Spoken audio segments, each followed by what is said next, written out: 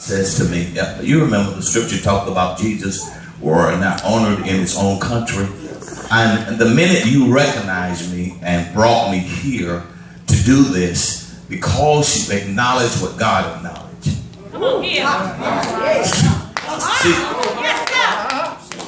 And see, a lot of people are in trouble because they dishonor what God honors. Because you do that, you saying it's the devil. No, it's not the devil. You have dishonored what God honored, and God is displeased with you. And what happened when you honored me and the platform now is open for me to speak, then God has said to me, now release what I desire for you to say. Had not that the door been open for me to do this, then this would have been shut. But I need to speak a couple of things too. Young man, when you stand up for me, you just went back and sit down. In 6 months, there's going to be a total turnaround in your life. For 3 weeks in a row, the Lord says to tell you that I am going to allow things to overtake you that won't make no sense what I'm doing. But the Lord says I'm going to let so much favor be toward you to where you're going to have to tell God, wait, because the assignment of where God is bringing you to is going to be a new experience. Because the struggle of up to this point, he says, that is over. When we go over into the new year, that you stepped into, most of you don't understand. And I said to God tonight, I said, well, Lord, what are you saying? He says, I'm giving instructions. Most people don't understand instructions. 9 times out of 10, it is not the devil that fights us. We just don't follow instructions. And he said he used the dumb things to come find the wise. So today when I was riding, he said to me, he says, out of Psalms 118 and verse 25, he says, I need you to say, save now, O Lord, I beseech thee. O Lord, I beseech thee. Send now prosperity. And then he said to me, he says, prosperity has been waiting, but I was waiting for you to call it. Because he says, I watch over my words to perform it, and simply because you have shut up and said nothing, then it is not the devil, but he says, I'm watching what you say, and because you're not saying anything, I'm not doing anything, and it has nothing to do with the devil. Then he says to me, he says, most of us have situations and circumstances that need to be addressed. So what you're saying, he says, speak to it. He says, anything that has you in bondage, he says, speak to it. He says, the authority is there. He says, just declare it. I'll make it work. But I'm going to tell you what I see. I see so many cars. I was riding by this church. One day I was going to pick up my wife to bring her to church. And I passed by this church, and there were so many cars in the parking lot. And I said to God, I said, I want that at our church. And he says, what are you doing? I said, I'm calling the people that's driving those cars to come where we are. And he says, the difference between you and somebody else is your speaking. Y'all catch it. And I said to God, and said, so what he said to tell, this is instructions. He says, for 3 weeks in a row, every morning that you arrive, I need you to call forth increase.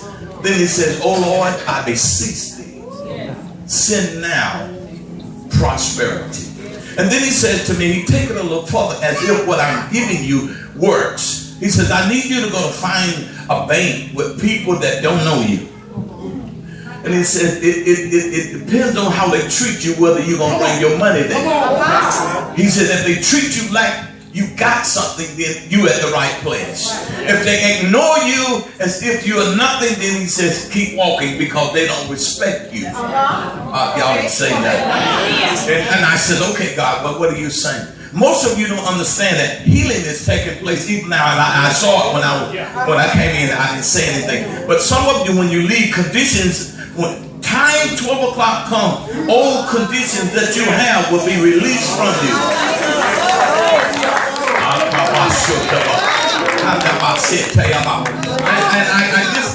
trying to sit down, but there are positions that are being changed on the job. Things are happening. And he says, I don't need you to think working, I need you to think entrepreneurship. And most people are saying, I can't afford that. He says, I need you to do it when nobody else is doing it. Do it when it seems unreasonable. Yes, sir.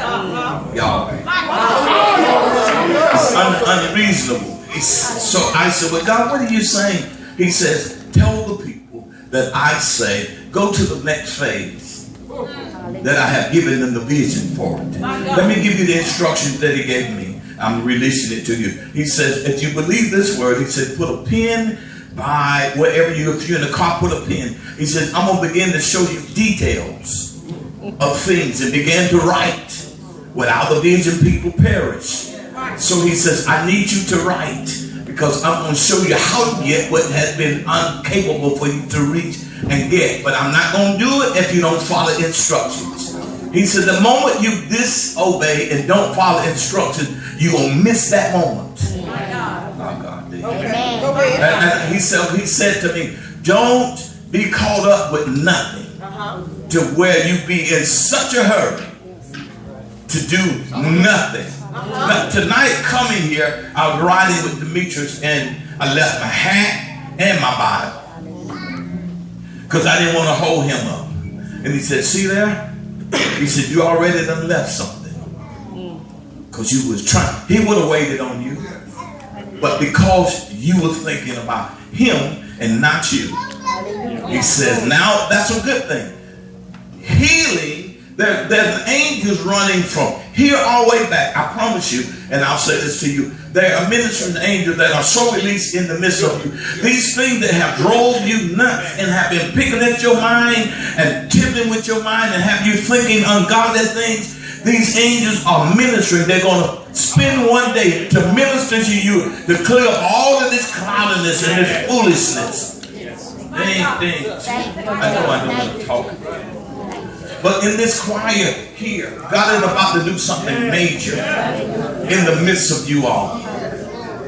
There is an increase coming in the choir.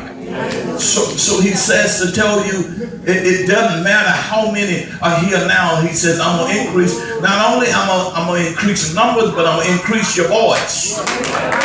You're going to be the same person, but I'm going to intensify your voice. I need to do maybe one more. Young lady, I don't need you to stop. Would you stop her for me? Stop. Come here. Let the baby alone. Come here. Come here.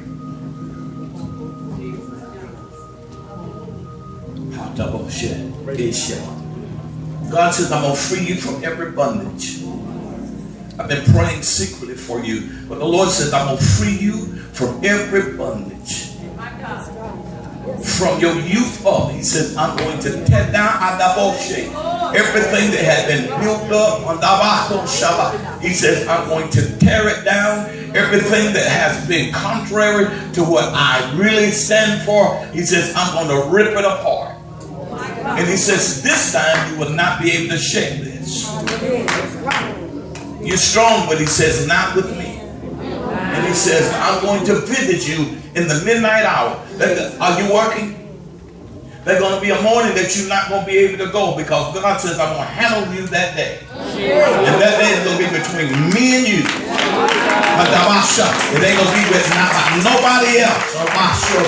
And he says, when you come out of this, you're going to know that it's me. He says it's necessary this year. Somebody give God praise. Would you?